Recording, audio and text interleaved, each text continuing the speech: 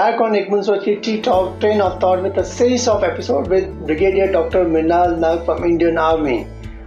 We had an excellent insights in our first episode, sir. Welcome to the second episode. Thank you, sir.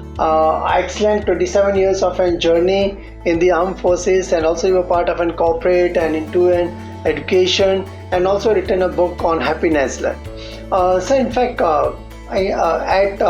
when you were part of a military and also during your childhood, I think you were more into the sports like. Yes. So what are the sports I think which had really fascinated you? I played football for a long time and up to quite a senior level. I love football. Even today I love football because that's a game which gives you a lot of physical fitness.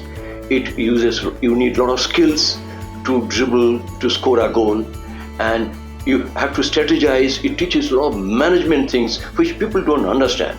But better than anything else, you will be physically fit if you are a footballer.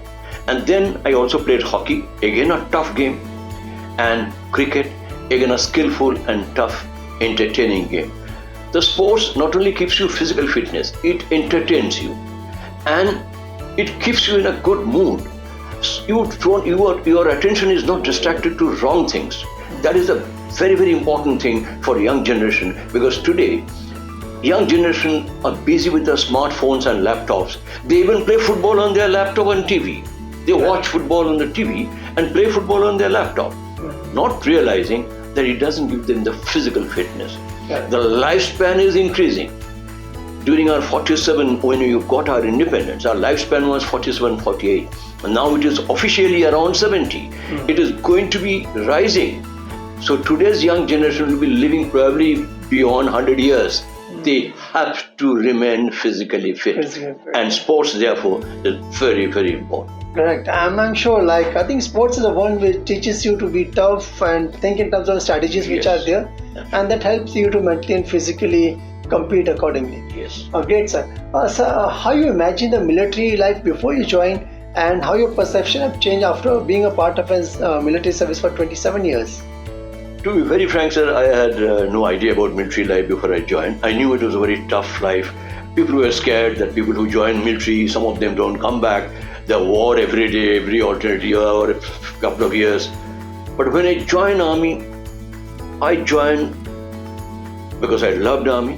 And as I joined Army, I kept loving it because it's a very clean, nice organization. It keeps you physically fit, mentally fit, excellent bosses, honest, excellent bosses, and a fantastic organization to serve.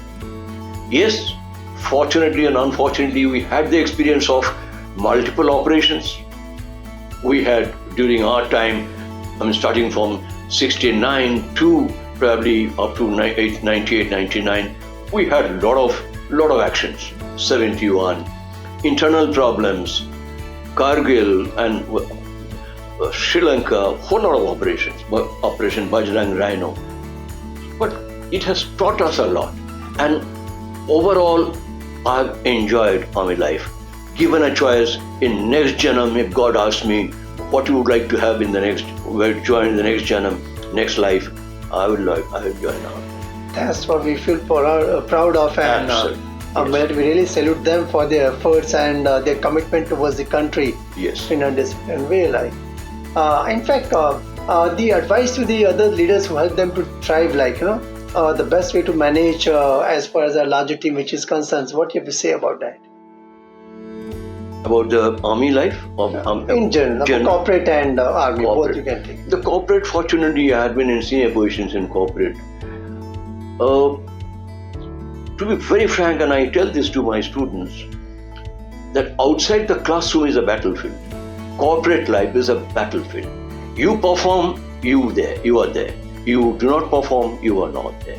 As Hitler very nicely said, not that I like Hitler, but he said very nicely, which is very important in corporate life, that if you succeed, if you win, you needn't be here.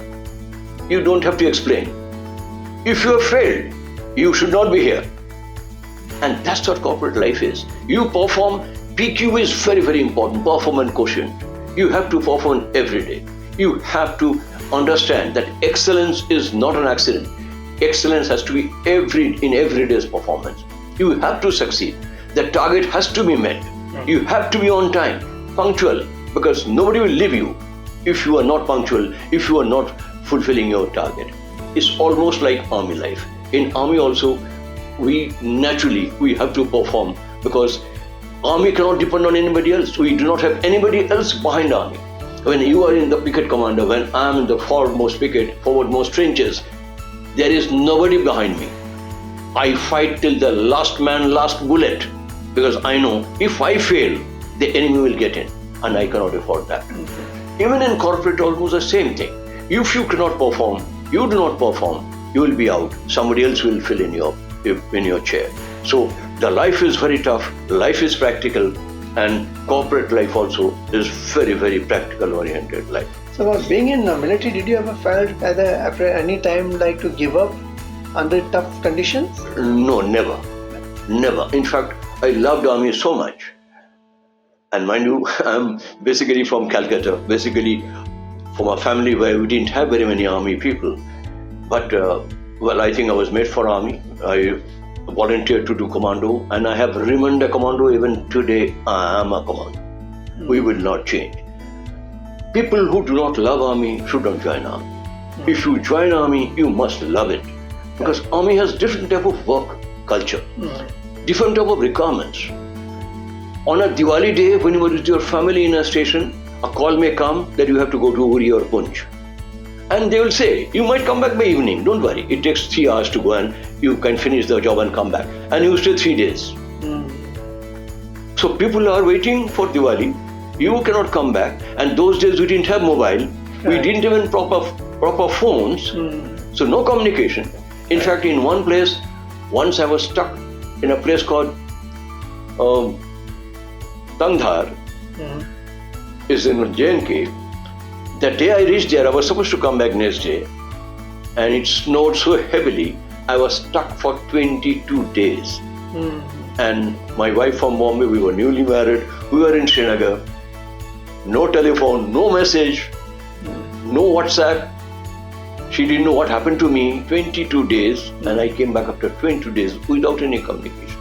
Nice. We have all gone through it, but I never thought that I leave army, because I loved it. I loved army because it was such a nice, clean organization, fantastic, honest bosses, and I still remember, I can do anything for those lovely bosses, wonderful leaders that we met, and they taught us a lot. They taught us how to become a good leader, if I may say so. If same thing, same military learning, that same discipline, if that same culture is inculcated in the corporate, and if everyone feels and love towards the job what they do, I think corporate is going to be a different place to be. Absolutely.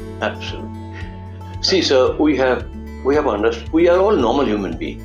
We have the same propensity to consume as we see in economics. That we have the urge of buying everything. We want to have everything. We are greedy to have everything. If you have a Mercedes, it tricks me if I don't have a Mercedes. But we have to learn to control, and a leader shows it all. As Abraham Lincoln very nicely said, leading by example is the only way of leadership. So if you are honest, if the top man of an organization is honest, the organization will be honest. Nobody dare do anything wrong, and that's very, very important. If he is sincere, if he is ready to sacrifice his own personal comfort for the organization will be naturally rising high. I think that can be a great lesson for the corporates. If people at the top are listening to this show and are listening to Dr. Brigadier Dr. Mrinal Nag, and I'm sure if at the top, if we are committed what Dr. Mrinal is talking about, I'm sure the corporate is going to be a different place.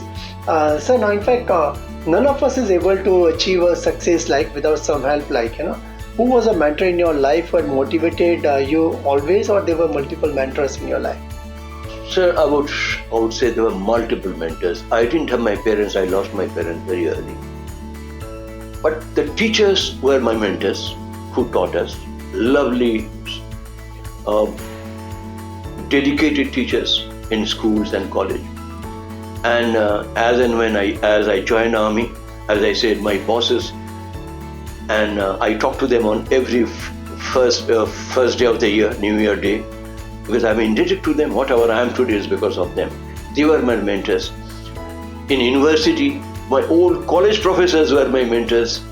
So there are multiple mentors. I cannot say name of one, but yes, I understand that behind every man's success, there are some people who must have helped. If people say, I have made, yes, I am a self-made man. I didn't have my parents. I struggled a lot. I am a self-made man but I certainly received a lot of help from my mentors, from my teachers, from my seniors in the army, and also in my corporate colleagues and friends. They are all so nice people. They all helped. Yeah. And that's how probably you are in a position where you are today.